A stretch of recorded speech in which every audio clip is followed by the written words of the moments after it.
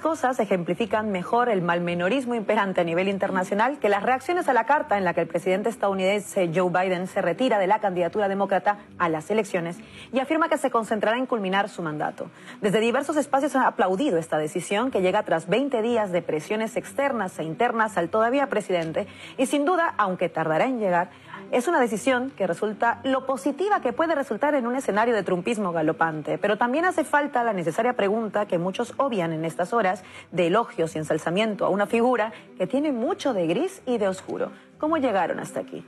A Joe Biden se lo quiere recordar como un gran presidente, amigo, hombre de Estado, capaz de enfrentar retos complejos, etc. Incluso en los círculos del periodismo local hay quien le reconoce ser un político serio y cabal, que en palabras de Lucía Méndez no merecía el trato de crueldad sin precedentes que ha recibido.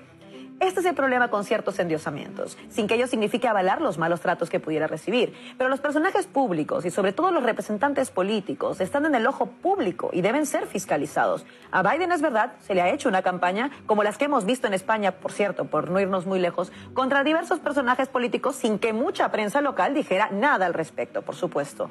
Pero la principal presión popular contra Joe Biden no ha venido en forma de represalia injusta contra su persona, sino en contra de sus políticas lacerantes en materia doméstica e internacional.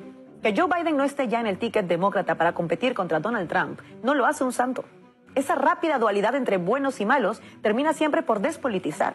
No hay nada más apolítico que renunciar a la memoria. Las políticas de la administración Biden en materia de derechos humanos no solo distan de lo que se defendió en la campaña en 2020, sino que se asemejan tremendamente con el proyecto político del supuesto contrincante Donald Trump.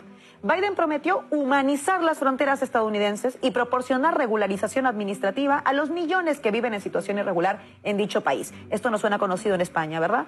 Pero luego pidió al Congreso que le concediera el poder para cerrar la frontera y contener la ola de migración. Todo eso sin mencionar la evidente política contradictoria de una administración que intentaba desvincularse de la imagen de la presidencia anterior, la de Donald Trump, pero a la vez no era capaz de plantar cara en términos de batalla cultural y defender los derechos de cualquier persona, viniera de donde viniera.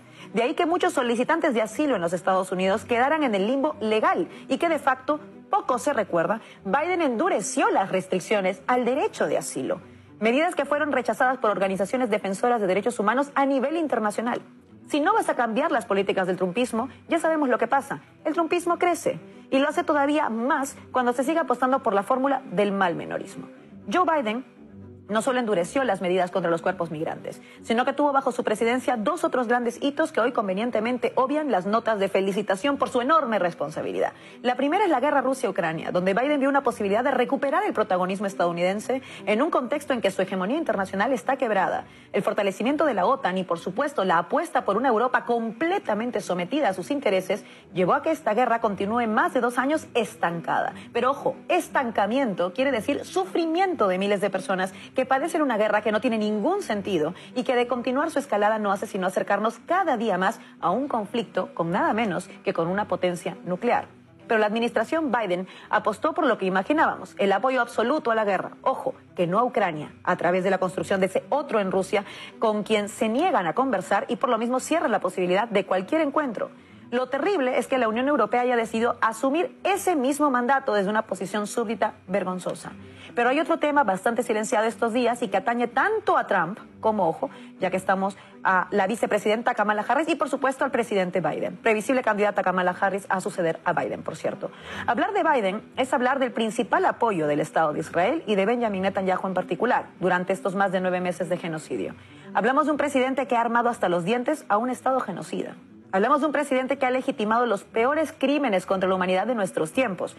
Crímenes de guerra, genocidio, hambruna contra un pueblo, desplazamientos forzosos, violación de legislación internacional, etc. Esto es el legado de Biden, también y sobre todo.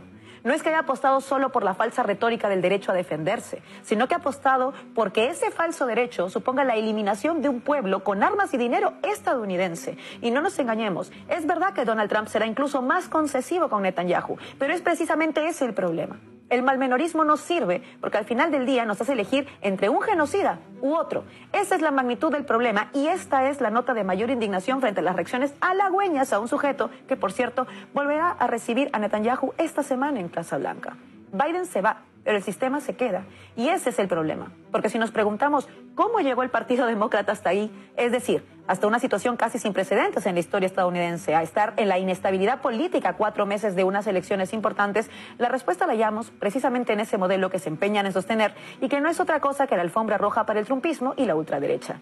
Biden fue, como apuntó con acierto Branca y Marcetti, que en la revista Jacobin, el mejor candidato elegido por los demócratas con un fin que no era ganar a Trump, sino ganarle a Bernie Sanders, o mejor dicho, neutralizarlo. Las figuras de izquierda dentro del Partido Demócrata han sido siempre intuidas como los verdaderos adversarios y de aquellos polvos, estos lodos. Por eso Biden se va, pero el modelo se queda. El mismo modelo y las mismas políticas que son un legado vergonzoso que hoy pocos quieren recordar y que cuentan también con el sello de Kamala Harris. Conviene no olvidar quiénes son estos personajes, sobre todo tras el aluvión de aplausos macabros de las últimas horas. Estados Unidos en la encrucijada. Y como sabemos, sus encrucijadas son también las nuestras. Hasta mañana.